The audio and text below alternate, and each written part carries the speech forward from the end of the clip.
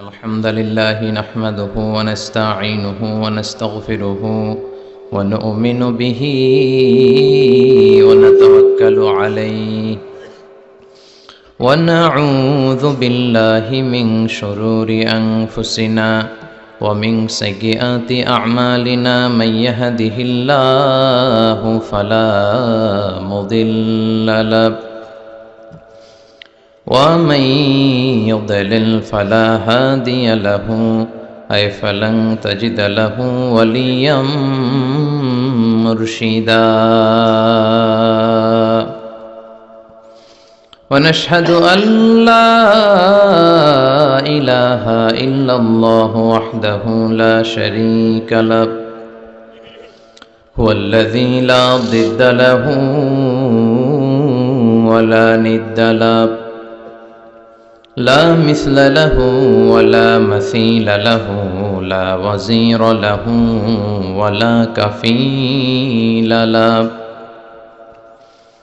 لا شبه له ولا شبيه له لا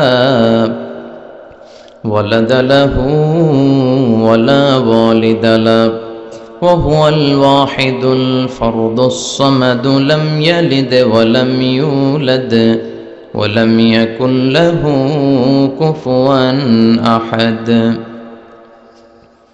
ونشهد أن سيدنا ونبينا وحبيبنا وبشيرنا ونذيرنا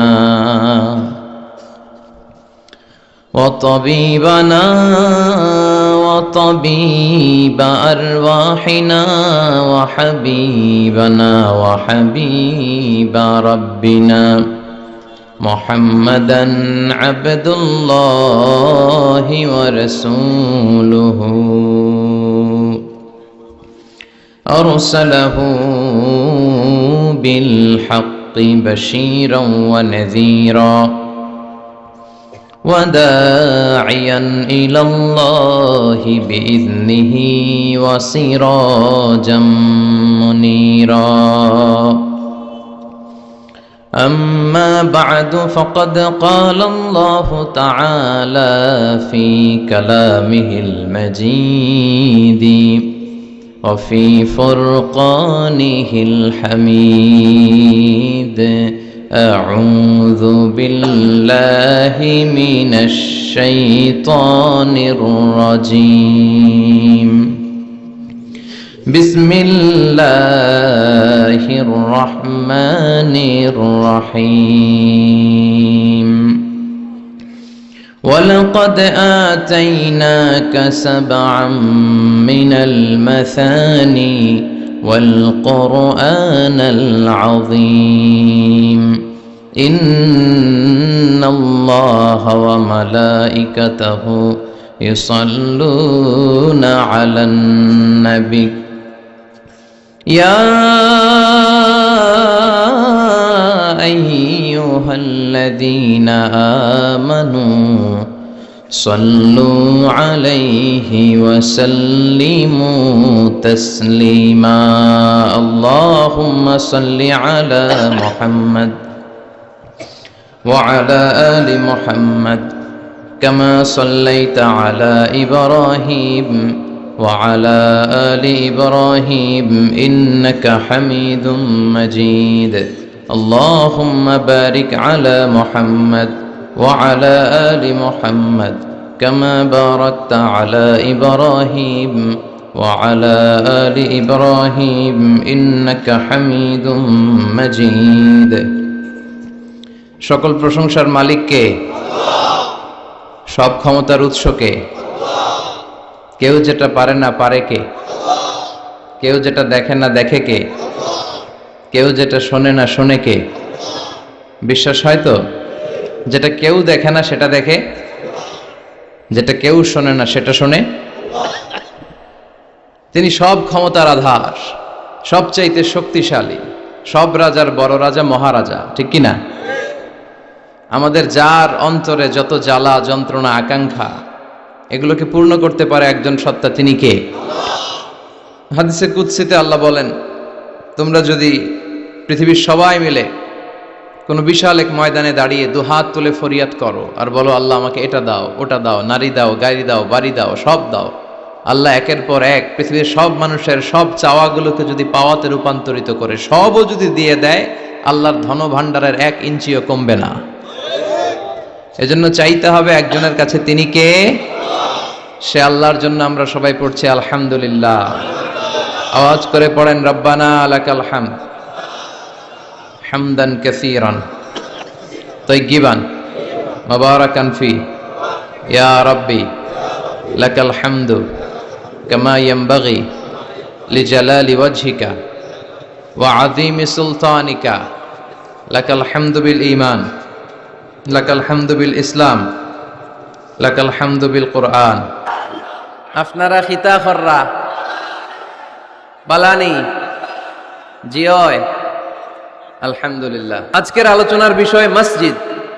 আলোচনার বিষয় সবাই বলেন, আরো জোরে বলেন। মসজিদের সাথে সম্পর্ক রাখার দরকার আছে না নাই? কাজী নজরুল ইসলাম খুব সুন্দর করে বলেছেন, মসজিদেরই পাশে আমায় কবর দিও ভাই, ঠিক কিনা? মসজিদেরই পাশে আমায় কবর দিও ভাই, যেন গড়ে হতে মুয়াজ্জিনের আযান শুনতে পাই। আমার গোরের পাশে দিয়ে ভাই নামাজিরা যাবে, পবিত্র সেই পায়ের ধ্বনি এ বান্দা শুনতে পাবে। গোরাজাব হতে গুনাহগার পাইবে রেহাই, মসজিদেরই পাশে আমায় কবর দিও ভাই। কত মানুষ নামাজি ভাই মসজিদাঙ্গিহীনাতে, আল্লাহর নামের জিকির করে লুকিয়ে গভীর রাতে। আমি তাদের সাথে ওই আল্লাহর নামে জপতে চাই, আল্লাহর নামে জপতে চাই। পড়েন সবাই, মসজিদেরই পাশে আমায় কবর দিও ভাই, যেন গড়ে হতেও মুয়াজ্জিনের আযান শুনতে পাই। চিল্লায় পড়তে হবে আমিন। কি দরদ ছিল আমাদের জাতীয় কবি কাজী নজরুল ইসলামের, মসজিদের পাশে আল্লাহ তুমি আমার কবর দিও। আল্লাহ এই দোয়াটা কবুল করে নিয়েছে, ঠিক কিনা? ওনার কবরের পাশে মসজিদ আছে না নাই? আছে। এজন্য মসজিদের সাথে সম্পর্ক জুড়ে দেওয়া এটা ইমানদারের আলামত, আর মসজিদকে ঘৃণা করা এটা মুনাফিকের আলামত। এজন্য আমরা যেন আমাদের হৃদয়টাকে মসজিদের সাথে জুড়ে দেই, মসজিদের সাথে যেন সুসম্পর্ক থাকে। মসজিদ সবার, মসজিদ নিয়ে দলাদলি নাই। দলাদলি আছে অনেক জায়গায়, হানাফি মসজিদ, আহলে হাদিস মসজিদ, এরকম আমরা দেখি বা শুনি। এটা ঠিক না। হানাফি মসজিদ বলে কোনো কথা নাই, আহলে হাদিস মসজিদ বলে কোনো কথা নাই। মসজিদ সবার। ছোট্ট খাট্ট বিষয় নিয়ে মসজিদে মারামারি, একজন হাত তোলে আরেকজন তোলে না, কিলাকিলি আছে না নাই? একজন বলে জোরে আমিন, আরেকজন আস্তে আমিন, মারামারি আছে না নাই? এগুলো কি মারামারি করার কোনো বিষয়? কথা বলেন। সালাতে ফরজ আছে, ওয়াজিব আছে, সুন্নাহ আছে। খেয়াল করে বুঝবেন, ফরজ যদি নষ্ট হয় সালাত ভঙ্গ হয়, you have to repeat your সালাত। ওয়াজিব নষ্ট হলে সালাত ভঙ্গ হয় না, নতুন করে পড়া লাগে না, সেজদায় সাহু দিলেই সালাত আদায় হয়ে যায়। আর সুন্নাহ নষ্ট হলে নামাজ নষ্টও হয় না, নতুন করে পড়াও লাগে না, সৌ সেজদাও লাগে না, নামাজ আদায় হয়ে যায় সুন্নাহ নষ্ট হলে। এই যে হাত তোলা না তোলা, এটা সুন্নাহ। আমিন জোরে বলা না বলা, এটা কি? সুন্নাহ। যেটা কোনো কারণে কেউ না করলেও তার নামাজ কবুল করে নিবে কে? আর এই সব সুন্নত লয়ে আমগো দেশে গিলাগিলি। আর কত এই ছোটখাটো বিষয় নিয়ে আমরা এই বিভেদের প্রাচীর আর দেয়ালকে উঁচু করব আমাদের মাঝখানে। কবে আমরা ঐক্যের সিন্ডিকেট করব? কবে? আর কবে সাদা মনের মানুষ হব? কবে? আর কত? অনেক হয়েছে, আর না, এবার থামেন। বিভেদের প্রাচীরকে ভেঙে চুড়িয়ে দেন। ঐক্যের এমন সিন্ডিকেট করতে হবে যাতে কোনো অপশক্তি এই ঐক্যকে ভাঙতে না পারে, বানচাল করতে না পারে। চিল্লায় বলেন ঠিক কিনা? এজন্য মিউচুয়াল রেসপেক্টের দরকার, পারস্পরিক শ্রদ্ধাবোধ সব ক্ষেত্রে, রাজনীতিতে, সামাজিক অ্যাক্টিভিটিসে আমাদের আলেম ওলামাদের মধ্যে পারস্পরিক শ্রদ্ধাবোধের দরকার, মিউচুয়াল রেসপেক্ট। কেউ কাউরে রেসপেক্ট করে না, আমি যেটা বুঝছি এটাই সব, বাকি সব হারাম, এরকম বলে না অনেকে?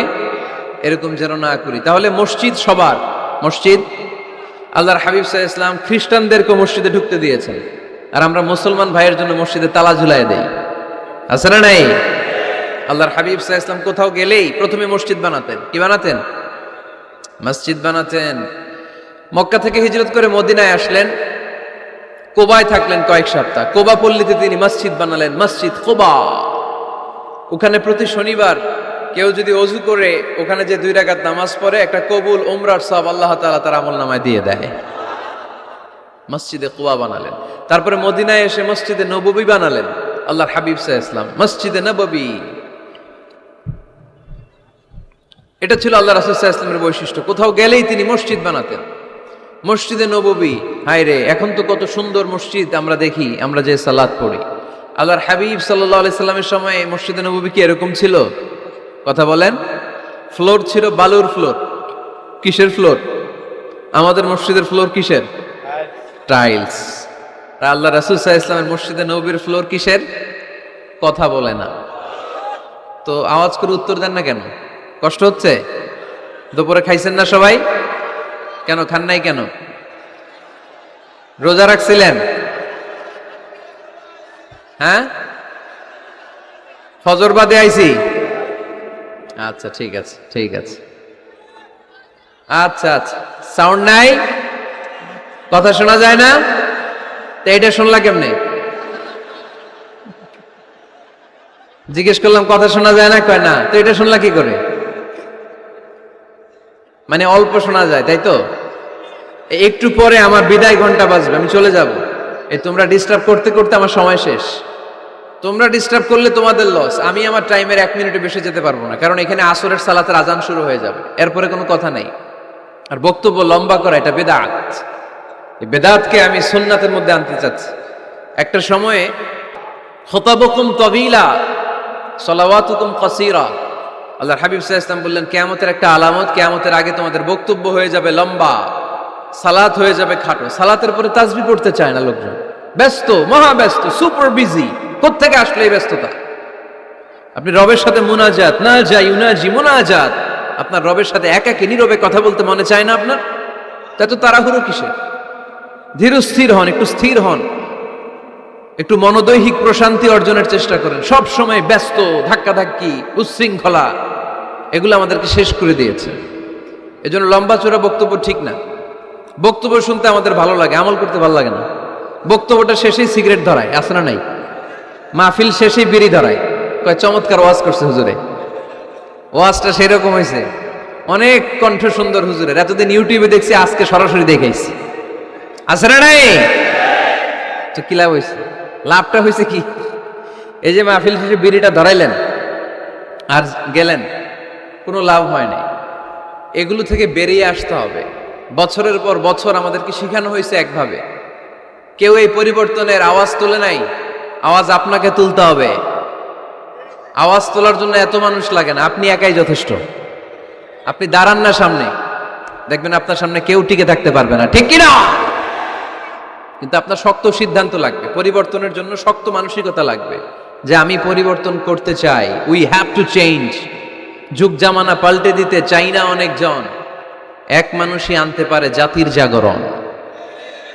এক মানুষই বিপদকালে বাঁচায় কাফেলায়, ক্ষুদ্র ডিঙ্গি বাঁচায় জাহাজ অসীম দরিয়ায়। এজন্য আপনার শক্ত সিদ্ধান্ত পারে আপনার মৌলভীবাজারটাকে দেশের শ্রেষ্ঠ জেলা, শ্রেষ্ঠ থানা হিসেবে আল্লাহর কাছে কবুল করতে, ঠিক কিনা? এজন্য লম্বা চূড়া আলোচনা ঠিক না। ছোটখাটো অল্প কয়েকটা মেসেজ নিয়ে যেতে পারলেই that's enough. One of the minor sign before the day of judgment, your Islamic lectures will be very longer and your salah 5 times a day will be shorter. কিয়ামতের আগে বক্তব্য লম্বা, নামাজ খাটো, তাসবিহ পড়ে না, ব্যস্ত, মহাব্যস্ত। এই মহাব্যস্ততা ছাড়েন, কোরআন সুন্নাহর দিকে ফিরে আসেন। বরকত দিবে কে? বিশ্বনবীর মসজিদে নববীর ফ্লোর বালুর ফ্লোর ছিল, আমাদের ফ্লোর টাইলস। আল্লাহর হাবিব সাল্লাল্লাহু আলাইহি ইসলামের মসজিদে বালি নিচে, এই বালিতেই নামাজ পড়তেন। বৃষ্টি হলে কাদামাটি হয়ে যেত, কাদামাটিতেই সেজদা করতেন। সেজদা করলে কাদার মাটি আল্লাহর হাবিব সাল্লাল্লাহু আলাইহি ইসলামের নাকে আর কপালে লেগে যেত। তিনি সালাম ফিরিয়ে সাহাবাদের দিকে মুখ ফিরিয়ে বসলে দেখতেন প্রতিটা সাহাবীর নাকে আর কপালে কাদার মাটি মিশে আছে। তার মানে প্রিয় নবী সাল্লাল্লাহু আলাইহি ইসলামের মসজিদে নববী ছিল কাঁচা, কিন্তু মুসল্লি ছিল পাকা। আমাদের মসজিদগুলা হয়েছে পাকা, কিন্তু মুসল্লি কাঁচা, ঠিক কিনা? ফজরের সালাতে মানুষ নাই। ইমাম সাহেব আছেন কে কে এলাকায়? দেখি ইমাম, মসজিদের ইমাম। মাশাআল্লাহ। আপনাদের এখানে মসজিদে ফজরের নামাজে কয় কাতার হয়? 5 জন 6 জন? কেনে এত কম? কেনে? হ্যাঁ, আসে না, আসতে চায় না লোকজন। তো এই যে 5-6 জন ফজরের সালাতে, কল্পনা করতে পারেন ফজরের সালাতে এত কম লোক। ফাতেমা মাইক।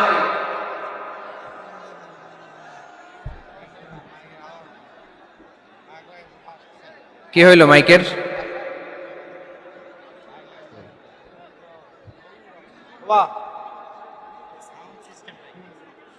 সবসময় বলি যে সাউন্ড সিস্টেম ঠিক রাখবেন, বাকি প্যানেলের কথা বলবো, ওইটাই বলছি আমি ওইটাই বলছি, সাউন্ড সিস্টেমের কথা। কি সমস্যা হইল? সব নামাজের সিস্টেম না, মনে কথারে ইভেন্ট ম্যানেজমেন্ট থেকে আমরা প্রোগ্রাম যে করে ইভেন্ট তাদের খুলে কত হয়েছে এবার? এবার তো হয় নাই। মাইক ঠিক করেন, মাইক ঠিক করেন। দেখেন দেখেন কি হয়েছে, দেখেন লাইন ছিঁড়ে গেছে। আসছে? আস্তে আস্তে আলহামদুলিল্লাহ পড়েন সবাই, আরো জোরে পড়তে হবে আলহামদুলিল্লাহ। ফজরের জামাতে লোক যায় না, এটা একটা মহামারী। যেদিন ফজরের জামাতের দৃশ্য আর জুমার নামাজের দৃশ্য একরকম হয়ে যাবে, ওই দিনই বাংলাদেশে ইসলাম কায়েম হয়ে যাবে। এখন স্লোগান তুলে বিপ্লব বিপ্লব, ইসলামী বিপ্লব। আর ফজরের সময় আমি কম্বলের ভিতরে, আছে না নাই? কোনো বিপ্লব হবে না। ফজরের নামাজ জামাতে পড়ুন, সকালটারে বরকতময় করে দিবে কে? আল্লাহর হাবিব সাল্লাল্লাহু আলাইহি ওয়াসাল্লামের মসজিদ ছিল সবার জন্য উন্মুক্ত, এখানে সবাই আসতে পারতো। এজন্য মসজিদ হবে সবার। আমরা মসজিদের আবাদকারী হতে চাই। এজন্য রাব্বুল আলামিন বলেন, ইন্নামা يعمر مساجد الله من آمن بالله واليوم الآخر وأقام الصلاة وآتى الزكاة ولم يخش إلا الله فعسى أولئك أن يكونوا من المهتدين سبحان الله পড়েন। রব্বুল আলামিন বললেন মসজিদের আবাদকারী হবে তারা যারা আল্লাহর প্রতি ঈমান আনে, আখিরাতের প্রতি ঈমান আনে, যারা সালাত কায়েম করে, যারা যাকাত আদায় করে, যারা দুনিয়ার কাউকে ভয় পায় না, ভয় পায় একজনকে। চিল্লায় বলেন তিনি কে? যাদের হৃদয়ে আছে আল্লাহর ভয়, তারা কবু পথ ভুলে যায় না। আল্লাহর প্রেম ছাড়া এই দুনিয়া কারো কাছে কোনো কিছু চায় না, ঠিক কিনা? তাহলে যারা মসজিদের আবাদকারী এরা ভয় পায় একজনকে, চিল্লায় বলেন তিনি কে? মসজিদের আবাদকারীদের প্রথম গুণ, তারা আল্লাহয় বিশ্বাস করে, তারা আখিরাতে বিশ্বাস করে, তারা সালাত কায়েম করে, তারা যাকাত আদায় করে, তারা আল্লাহ ছাড়া পৃথিবীর কাউরে ভয় পায় না। আল্লাহ বলেন ফাআসা উলাইকা আইয়াকুনু মিনাল মুহতাদিন, আশা করা যায় তারাই হলো হেদায়েতের রাস্তার উপরে আছে, ঠিক কিনা? তারাই মসজিদের আবাদকারী, যারা মসজিদে যায়, সালাত আদায় করে। এখন মসজিদের আবাদকারী আপনি হতে চান, আপনি মসজিদে যান না, আপনি আবাদকারী হতে পারবেন? মসজিদের অনেক সভাপতি আছে মসজিদে যায় না, আছে না নাই? মৌলভীবাজারে এই সমস্যা বোধহয় নাই। মসজিদের সেক্রেটারি মসজিদে যায় না, আছে না নাই? তাহলে হইল, এটা হইল, এটা মেনে নেওয়া যায়? এজন্য সভাপতি সাহেবরা, আপনি কষ্ট করে মসজিদ বানিয়েছেন, মসজিদে যাবেন।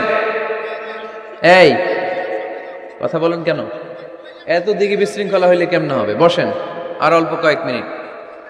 সভাপতি সাহেব আপনি মসজিদে যাবেন, সেক্রেটারি সাহেব আপনি মসজিদে যাবেন, তাহলে আপনি সঠিক মসজিদের আবাদকারী হবেন, ঠিক কিনা? আমরা মসজিদের আবাদকারী হতে চাই, ইনশাআল্লাহ পড়েন। উমরানুল মাসাজিদ, মসজিদের আবাদ কি করে করতে হয়? মসজিদ আবাদ করার এক নাম্বার মাধ্যম হচ্ছে মসজিদ নির্মাণ করা। কি করা? নির্মাণ করা। খেয়াল করবেন, আল্লাহর হাবিব সাল্লাল্লাহু আলাইহি ওয়াসাল্লাম বলেছেন, মান বানা মসজিদান মিন মালিহি ফিদ দুনিয়া বানাল্লাহু লাহু বাইতান ফিল জান্নাহ। যে ব্যক্তি নিজের পকেটের টাকা খরচ করে দুনিয়াতে মসজিদ বানায়, আল্লাহ তাআলা তার জন্য জান্নাতে ঘর বানায়। 60টা জিনিস মানুষ মরে যাওয়ার পরে তার কবরে পৌঁছতে থাকে। ইন্না মিম্মা ইয়ালহাকুল মুমিন মিন হাসানাতিহি বা'দা মাউতিহি, মানুষ মরে যাওয়ার পরেও যে 60টা জিনিস তার কবরে পৌঁছায়, তার মধ্যে একটা হচ্ছে মসজিদান বানাহু, সে যে মসজিদ বানিয়ে গিয়েছে ওই মসজিদের সওয়াব। সুবহানাল্লাহ পড়েন। আপনি টাকা দিয়ে মসজিদ বানিয়ে দিলেন, ওই মসজিদে মুসল্লিরা নামাজ পড়ে, রোজাদাররা এসে ওখানে ইফতার খায়, তাহাজ্জুদ আদায়কারীরা তাহাজ্জুদ পড়ে, তাদের সওয়াবের কমতি হবে না, কিন্তু তাদের সওয়াবের একটা পার্সেন্টেজ সওয়াব যে ব্যক্তি মসজিদ বানালো তার আমলনামায় আল্লাহ ঢুকিয়ে দেয়। এজন্য বেশি বেশি মসজিদ বানাতে রাজি আছেন তো? তাহলে মসজিদ আবাদ করার প্রথম মাধ্যম হচ্ছে মসজিদ বানানো। 2 নাম্বার মাধ্যম হচ্ছে মসজিদে যে জামাতে সালাত আদায় করা। জামাতে সালাতুল জামাআ তাফদুলু সালাতাল ফাযযি বি27 দারাজা। ঘরে নামাজ পড়লে একা একা পড়লে যেই সওয়াব, জামাতে পড়লে 27 গুণ বেশি সওয়াব। সুবহানাল্লাহ বলতে পারলেন না? হে নামাজি আমার ঘরে নামাজ পড়ো আজ, দিল মে তোমার চরণ তলে হৃদয় যায় নামাজ। হে নামাজি আমার ঘরে নামাজ পড়ো আজ, দিল মে তোমার চরণ তলে হৃদয় যায় নামাজ। পড়েন আল্লাহু আকবার। কি সুন্দর লিখেছেন কাজী নজরুল ইসলাম। মসজিদ কেমন যেন মসজিদ তার নিজের ভাষায় আল্লাহর কাছে কেঁদে কেঁদে ফরিয়াদ জানায়, আল্লাহ নামাজিরা আমার ঘরে আসে না, কি সুন্দর টাইলস, কি সুন্দর মুসল্লা, কি সুন্দর এয়ার কন্ডিশন, সব আছে কিন্তু মুসল্লি নাই, ঠিক কিনা? মসজিদগুলো আল্লাহর কাছে ফরিয়াদ জানায়। এজন্য আমরা যেন মসজিদমুখী হই। কি মুখী? আওয়াজ করে বলতে হবে, কি মুখী? মসজিদমুখী। তাহলে মসজিদ আবাদের 1 নাম্বার পদ্ধতি মসজিদ বানানো। 2 নাম্বার মসজিদে বেশি বেশি যে জামাতে সালাত আদায় করা। 3 নাম্বারে মসজিদের সাথে সম্পর্ক জুড়ে দেওয়া, হৃদয়টা যেন সবসময় মসজিদের সাথে লেগে থাকে। আল্লাহর হাবিব সাল্লাল্লাহু আলাইহি ওয়াসাল্লাম বললেন, সাবআতুন ইউযিল্লুহুমুল্লাহু ফি যিল্লিহি ইয়াওমা লা যিল্লা ইল্লা যিল্লু। 7 শ্রেণীর ব্যক্তিকে আল্লাহ তাআলা কিয়ামতের দিন আরশের নিচে ছায়া দিবে, যেদিন আল্লাহর আরশের ছায়া ছাড়া কোনো ছায়া পৃথিবীতে থাকবে না। সেই দিনটা কি এই দিনের মতো?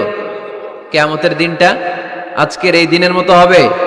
50,000 বছর হবে। এটা লেন্থ, এটা ডিউরেশন।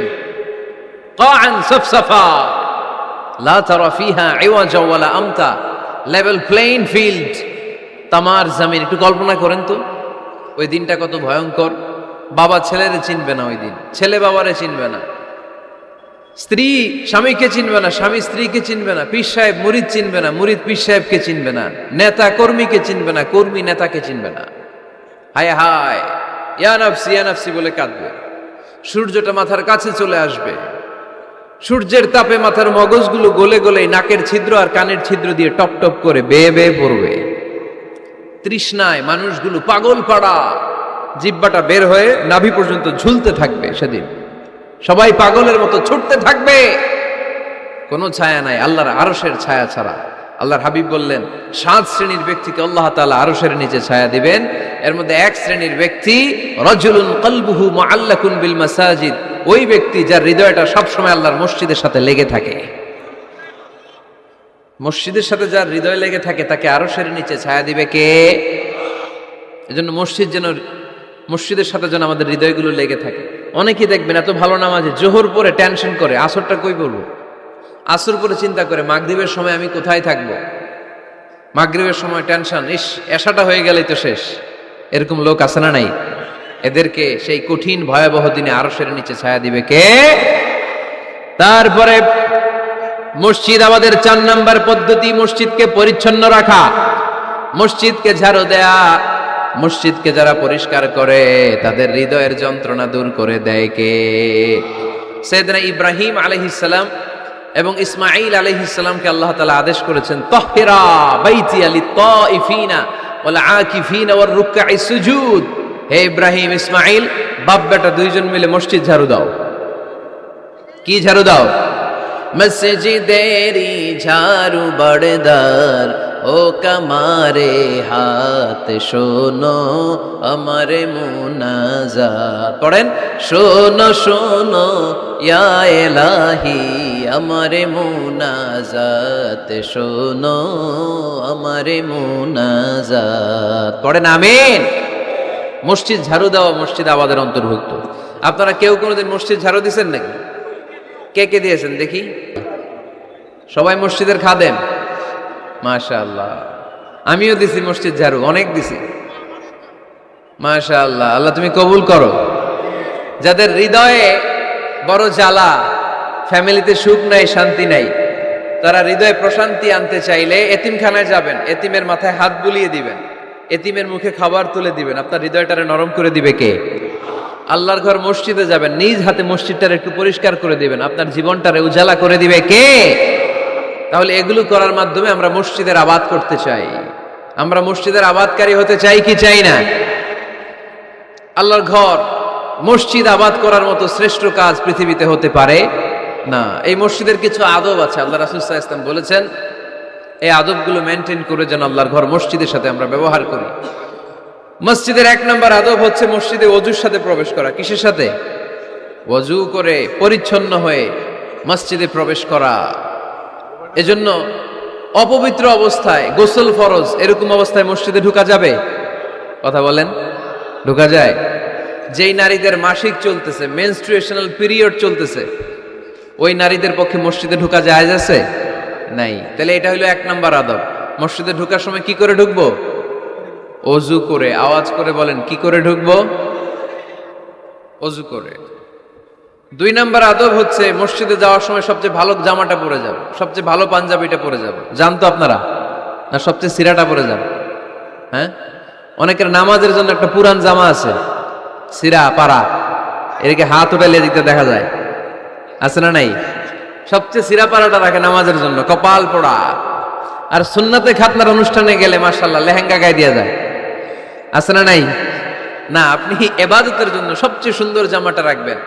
এজন্য রাব্বুল আলামিন বলেন, ইয়া বানি আদম খুযু জিনাতাকুম ইনদা কুল্লি মসজিদ। ও বনি আদম, তুমি যখন আল্লাহর ঘর মসজিদে ঢুকবা, ও বনি আদম, তুমি যখন নামাজের মুসল্লায় দাঁড়াবা, তোমার সবচাইতে দামি, সবচাইতে সুন্দর জামাটা গায়ে দিয়ে তুমি নামাজে দাঁড়াও। ঠিক কি না? তাহলে এখন মসজিদে যাওয়ার সময় কি গায়ে দিয়ে যাবেন বলেন? খিতা করবেন? হ্যাঁ, মাশাআল্লাহ। হ্যাঁ, সবচেয়ে ভালো কাপড়টা আয়রন করে, পারফিউম মেখে তারপরে আমরা যাব। রাজি আছেন তো? তিন নাম্বার আদব হচ্ছে মসজিদে ঢোকার সময় বাম পা দিয়ে ঢুকতে হয়।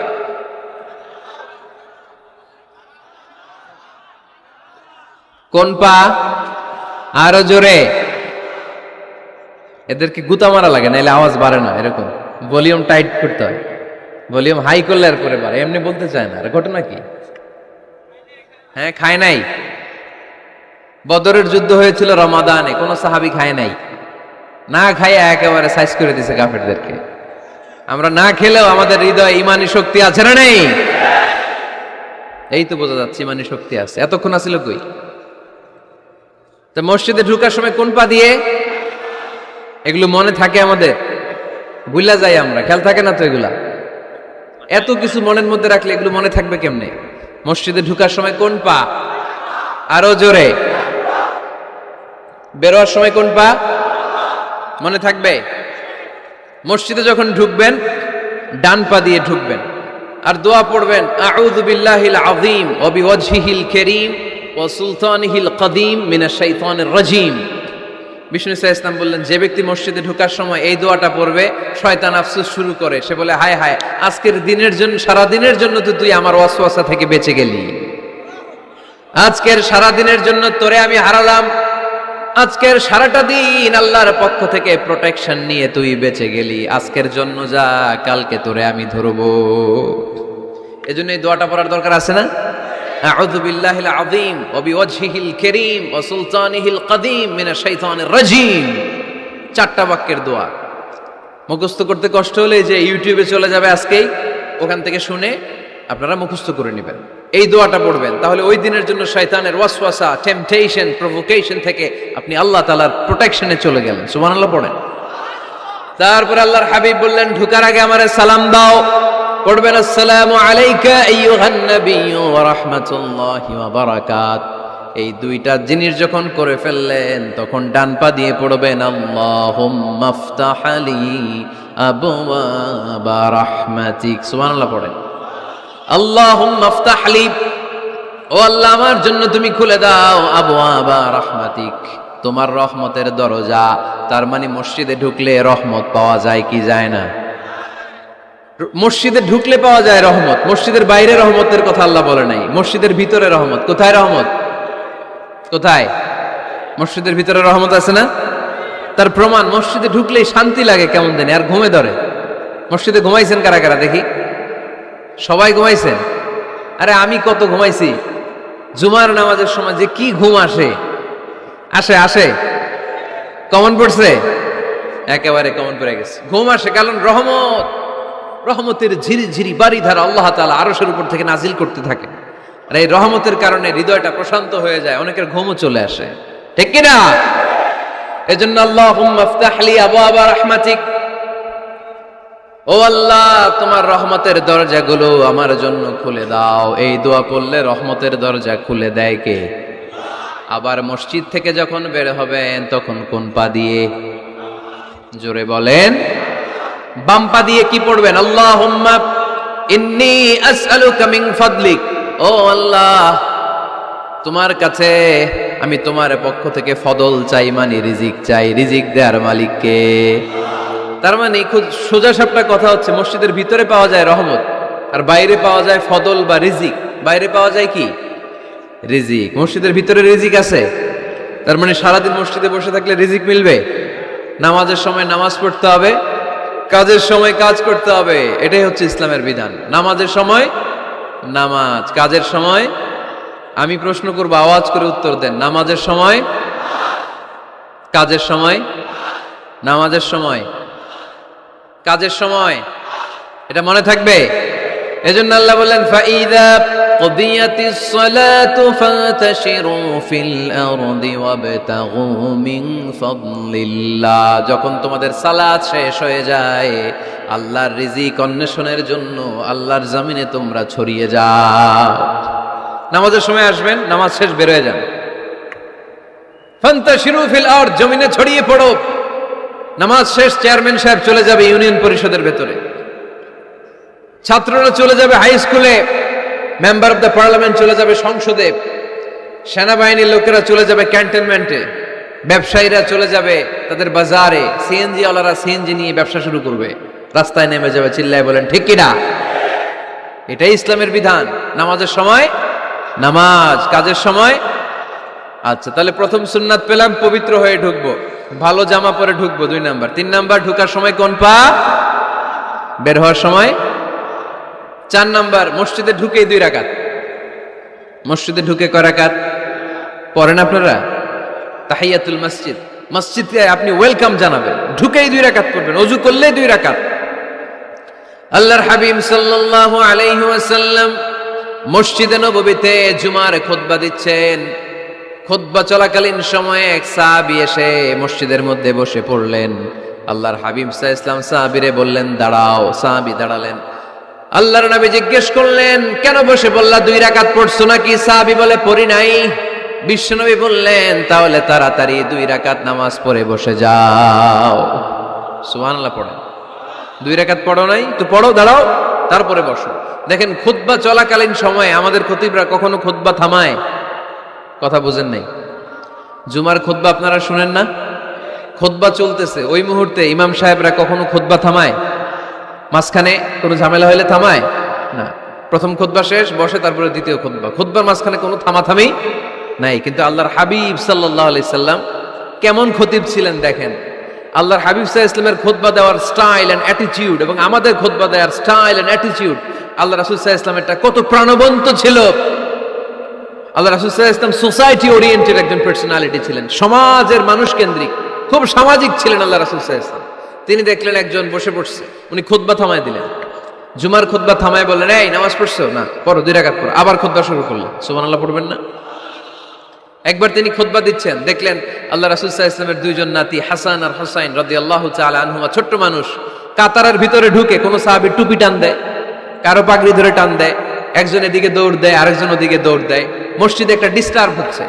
আল্লাহর হাবিব সাল্লাল্লাহু আলাইহি ওয়াসাল্লাম খুতবা থামিয়ে দিলেন, মিম্বার থেকে নেমে আসলেন, 2 নাতিকে 2 হাতে ধরলেন, ধরে আস্তে করে জান্নাতের এই 2 সর্দারকে নিয়ে মিম্বারের উপরে দাঁড়ালেন, এই হাতে এই নাতি, ওই হাতে আরেক নাতি। এরপর দাঁড়িয়ে দাঁড়িয়ে তিনি বাকি খুতবা দিলেন, পড়েন সুবহানাল্লাহ। কত প্রাণবন্ত খুতবা! উনিও খুতবা দিতেন, আমরাও খুতবা দেই। আল্লাহর হাবিব সাল্লাল্লাহু আলাইহি ওয়াসাল্লাম খুতবা দিচ্ছেন, এক সাহাবী এসে বলল, ইয়া রাসূলুল্লাহ, মদিনায় দুর্ভিক্ষ, বৃষ্টি নাই, আপনি বৃষ্টির দোয়া করেন। রাসূল সাল্লাল্লাহু আলাইহি ওয়াসাল্লাম খুতবা থামায় দিলেন, থামায় দিয়ে দোয়া শুরু করলেন, আল্লাহুম্মা আসকিনা গাইসান মুগীসান মারিআন মুরিআন নাফিআন গায়রা দার আজিলান গায়রা আজিল। আল্লাহ, উপকারে বৃষ্টি দেন, যে বৃষ্টিতে আমাদের ফসল জন্মাবে, সবুজ ঘাস লতা পাতা জন্মাবে, আমাদের গবাদি পশুর রিজিক বাড়বে, এরকম উপকারে বৃষ্টি আমাদেরকে দিয়ে মদিনাটারে ধন্য করে দেন। বৃষ্টি শুরু হলো, জুমাবার বৃষ্টি, শনি রবি সোম মঙ্গল বুধ বৃহস্পতি শুক্র, টানা 7 দিন বৃষ্টি। এবার বৃষ্টির চোটে মদিনায় বন্যা হয়ে গেছে।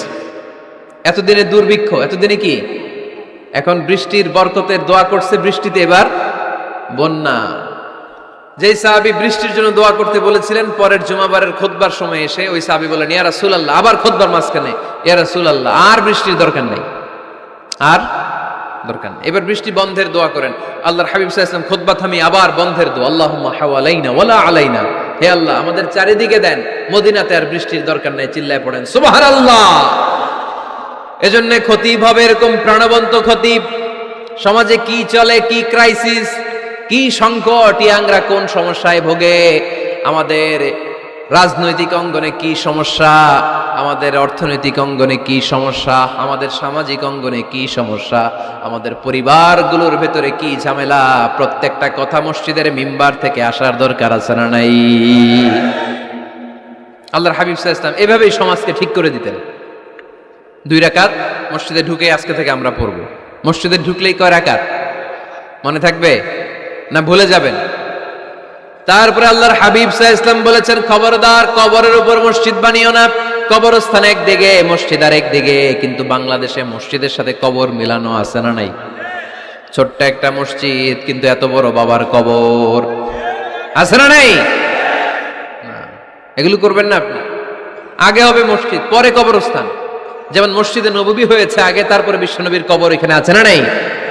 মসজিদে নববী প্রতিষ্ঠিত হয়েছে আগে, পরে বাকি কবরস্থান আছে না নাই? কিন্তু কোন আল্লাহর ওলির কবরস্থানের উপরে যদি মসজিদ বানান, তার উপর লানাত দিয়েছে কে? লাআনা রাসূলুল্লাহ আলাল ইয়াহুদ ওয়ান নাসারা ইত্তাখাযু কুবুর আমবিয়াইহিম মাসাজিদা। আল্লাহর রাসূলের লানত ইহুদি নাসারাদের উপর, কারণ ইহুদি আর নাসারাদের একটা খাসলাত, একটা বৈশিষ্ট্য ছিল, তারা তাদের নবীদের কবরের উপরে মসজিদ বানায় ফেলতো। এটা করা যাবে? এজন্য এলাকায় এলাকায় এই ঝামেলা, কবর আর মসজিদ হবে আলাদা। আবার মসজিদের কেবলার দিকে যেন কবরস্থান না হয়, তাহলে শিরক হওয়ার সম্ভাবনা আছে না নাই? খুব সাবধান, আল্লাহ সব মাফ করে কিন্তু শিরক মাফ করে না, ঠিক কিনা? শিরক হচ্ছে মহাপাপ, সব পাপের বাপ। এজন্য আমরা সব করলেও শিরকের গুনাহ মুসলমান কখনো করতে পারে। এরপর আল্লাহর হাবিব বললেন, মসজিদকে পরিষ্কার পরিচ্ছন্ন রাখো, এটাও মসজিদের আদাব। মসজিদে আতর লাগিয়ে দেন, বাখুর জ্বালিয়ে দেন। আপনাদের এই এলাকার মধ্যে তো বাখুরের অভাব নাই, আগরের অভাব নাই, ঠিক কিনা? গতকাল প্রোগ্রাম ছিল কই? সুজানগর, আগরের রাজধানী। আগর চিনেননি আপনারা? হ্যাঁ, এই যে দেহনেল উদ পারফিউম, আপনাদের এই যে মাহাতাব সাহেবের আল হারামাইন, এরপরে যে আজমল কোম্পানি, এও আপনাদের এই মৌলভীবাজার এলাকার। এরকম অনেক কোম্পানি আছে দুবাই ভিত্তিক, গোটা বিশ্বে ওনারা ব্র্যান্ডিং করেছে। এগুলোর র ম্যাটেরিয়াল, কাঁচামাল যায় হচ্ছে আপনাদের মৌলভীবাজার থেকে। ছেলের বউ শাশুড়ির ওয়াজ গতকাল করছে, শুনে নিন। শাশুড়ি আর বৌমার কিলাকিলি, গতকালের ওয়াজের বিষয় ছিল কি? শাশুড়ি বৌমার কিলাকিলি কি করে থামাবেন, শুনে নিন। আচ্ছা ঠিক আছে, মুফতি সাহেবদের কাছ থেকে জেনে নেবেন এই প্রশ্ন। আমি উত্তর দিলে আবার কিলাকিলি লেগে যাবে বাংলাদেশ। কিলাকিলির দরকার নাই। সম্মানিত ভাইয়েরা, মসজিদ পরিষ্কার পরিচ্ছন্ন রাখবেন, এই বাখুর জ্বালাবেন, দেহিনেল উদ, এই পারফিউম গুলো ছড়িয়ে দিবেন। মসজিদের মধ্যে অনেক মসজিদে দুর্গন্ধ আছে না নাই? এই কার্পেটের মধ্যে ময়লা, পরিষ্কার করেন। আল্লাহর হাবিব সাল্লাল্লাহু আলাইহি ওয়াসাল্লাম বলেছেন, খবরদার, আম্মা জান আয়েশা বর্ণনা করেন, আমার রাসূলুল্লাহ সাল্লাল্লাহু আলাইহি ওয়াসাল্লাম বিবিনাইল মসজিদ ফিদ দুয়ার ওয়া আন তুতাইয়াবা ওয়া তুনাযাফ, আমরা যেন এলাকা এলাকায় মসজিদ বানাই, মসজিদগুলোকে যেন পারফিউম দিয়ে, আতর দিয়ে সুগন্ধময় করে দেয়। বিশ্বনবী আদেশ করেছেন, সুবহানাল্লাহ পড়েন। এজন্য কোনো অপরিচ্ছন্ন মসজিদ থাকতে পারবে না। মসজিদের পাশ দিয়ে গেলে আতরের ঘ্রাণে আমোদ হয়ে লোকজন যেন বুঝতে পারে এটা আল্লাহর ঘর, মসজিদ। চিল্লায় বলেন ঠিক কিনা? এরপর আল্লাহর হাবিব সাল্লাল্লাহু আলাইহি ওয়াসাল্লাম বলেছেন, মসজিদের আরেকটা আদব হলো মসজিদকে অতিমাত্রায় ডিজাইন না করা। বেশি ডিজাইন করা যাবে না। এমন ডিজাইন করা যাবে না যে এটা মসজিদ বোঝাই যায় না। এত লাইটিং ফাইটিং করে, এটা কি মসজিদ না কমিউনিটি সেন্টার বোঝাই যায় না? আছে না নাই? আছে। এরকম যেন আমরা না করি সম্মানিত ভাইয়েরা। বিশেষ করে মসজিদের সামনের দেয়ালে। কোন দেয়ালে? সামনের দেয়ালটা, কেবলার দিকে যেই দেয়াল, এই দেয়ালটা হতে হবে ফ্রেশ, যাতে করে মানুষের দৃষ্টি আকর্ষণ না করে। প্রায় মসজিদের দেয়ালের মাঝখানে দেখবেন আপনি ক্যালেন্ডার ঝুলায় রাখে, আছে না নাই? মৌলভীবাজারের কি অবস্থা? খিতা খবর আছে? তো এই যে ক্যালেন্ডার ঝুলায় রাখে, ওইখানে দেখবেন বিভিন্ন মসজিদের ছবি, এতিমখানার ছবি, মানুষের ছবি।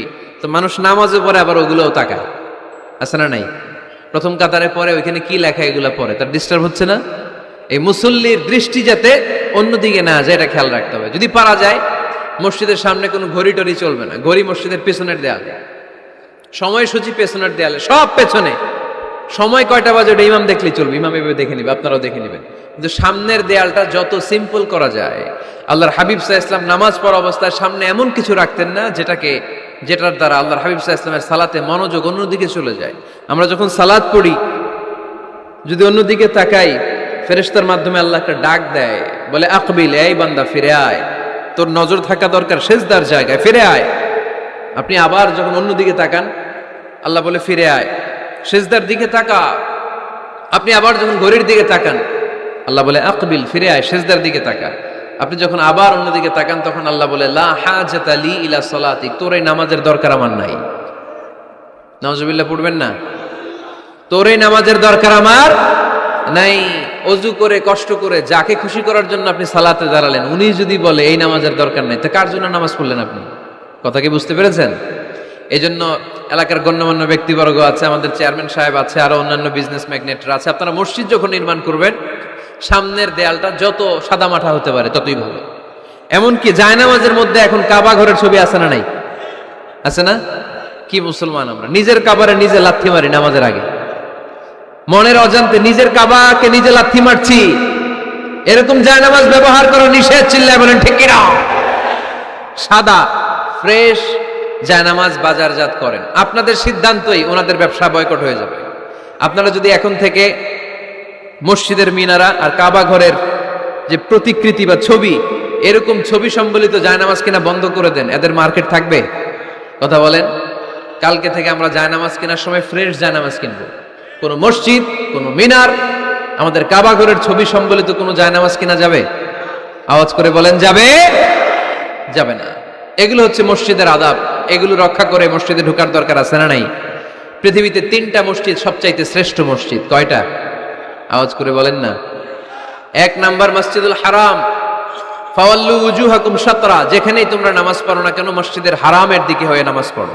কেবলা কোন দিকে আজকে? এদিকে, এইদিকে কেবলা। আমি যদি এদিকে হয়ে পড়ি, নামাজ হবে না? হবে না কেন? কারণ কেবলামুখী হয়ে নামাজ পড়া ফরজ। চিল্লায় বলেন ঠিক কিনা? মসজিদুল হারাম পৃথিবীর প্রথম মসজিদ। ওখানে একটা ঘর আছে, ঘরটার নাম হলো কাবা। ইন্না আউওয়ালা বাইতিন উদিআ লিন-নাসি লাল্লাযী বিবাক্কাতা মুবারাকা। এই পৃথিবীর প্রথম ঘর, যেই ঘরটা স্থাপিত হয়েছে বাক্কা শহরে। বাক্কা মক্কার আগের নাম, এখন শহরের নাম মক্কা। আগে নাম ছিল কি? সবাই বলেন, কি নাম ছিল? বাক্কা। এটা পৃথিবীর আদি ঘর। সব নবীদের পরশধন্য পদধূলিতে এই জায়গাটা বরকতময় হয়েছে। এটা এমন ঘর, যেই ঘরের চারদিকে 1 রাকাত নামাজ পড়লে 1 লক্ষ রাকাতের সওয়াব পাওয়া যায়। হজ উমরা করেছেন কে কে দেখি? হজমরা করেছেন আপনারা না? মাশাআল্লাহ। আমরা যারা করতে পারি নাই, আল্লাহ তাদেরকেও তৌফিক দাও। আমরা যেন এই কাবা ঘরে যে প্রাণ ভরে সালাত আদায় করতে পারি, আল্লাহ তৌফিক দান করো। আমরা যেন মসজিদে নববীতে যে প্রাণ ভরে সালাত করতে পারি, তৌফিক দান করো। আল্লাহর হাবিব সাল্লাল্লাহু আলাইহি ইসলামের কবরের সামনে দাঁড়িয়ে যেন আমরা প্রাণ খুলে মন প্রাণ উজাড় করে বিশ্বনবী সাল্লাল্লাহু আলাইহি ইসলামকে সালাম দিতে পারি, আল্লাহ তৌফিক দান করো। এই কাবা ঘরকে কেন্দ্র করে প্রতিদিন 100টা রহমত নাজিল হয়। আওয়াজ করে বলেন কয়টা? আল্লাহর হাবিব বললেন প্রতিদিন প্রতিনিয়ত 100টা রহমত নাজিল হতেই থাকে। 60টা রহমত তাদের উপর নাজিল হয় যারা কাবা ঘরের চারদিকে তাওয়াফ করে। 40 লিল মুসাল্লিন, বাকি 40টা নাজিল হয় যারা কাবা ঘরের পাশে নামাজ পড়ে। ওয়া 20 লিন নাযিরিনা ইলাল কাবা, বাকি 20টা রহমত প্রতিনিয়ত নাজিল হয় যারা তাওয়াফ করে না, সালাত আদায় করে না, শুধু কাবার গিলাফের দিকে তাকিয়ে থাকে। কাবার দিকে তাকায় থাকলেই সওয়াব। সুবহানাল্লাহ পড়েন। এক রাকাতে কয় লক্ষ রাকাতের সওয়াব। এজন্য আল্লাহর হাবিব সাল্লাল্লাহু আলাইহি ওয়াসাল্লাম বলেছেন, লা তুশাদ্দুর রিহাল ইল্লা ইলা সালাসাতি মাসাজিদা, স্পেশাল ভার্চু এন্ড রিওয়ার্ড, বিশেষ সওয়াবের নিয়তে পৃথিবীর এই 3টা জায়গা ছাড়া কোথাও নিয়ত করে ভ্রমণ করা জায়েজ নাই। এক হচ্ছে মসজিদুল হারাম, 2 হচ্ছে মসজিদ নববী, 3 হচ্ছে মসজিদুল আকসা। এই 3টা মসজিদ ছাড়া পৃথিবীর কোনো মসজিদে নিয়ত করে সফর করা যাবে না, বিশেষ নিয়তে সফর করা যাবে না। যে আমি যদি এই মৌলভীবাজারের জামে মসজিদে যাই বেশি সওয়াব পাওয়া যাবে, এই নিয়তে সফর করা যাবে না। বেশি সওয়াব শুধু এই 3 মসজিদে। মসজিদুল হারামে 1 রাকাতে কত রাকাতের সওয়াব? কথা কয় না, বুঝে নাই বোধহয়। কয় লক্ষ? আর মসজিদে নববীতে 1 রাকাতে 1000 রাকাতের সওয়াব। আরেক বর্ণনায় আছে 50,000, বর্ণনাটা দুর্বল। সহিহ বর্ণনায় এসেছে 1 রাকাতে 1000।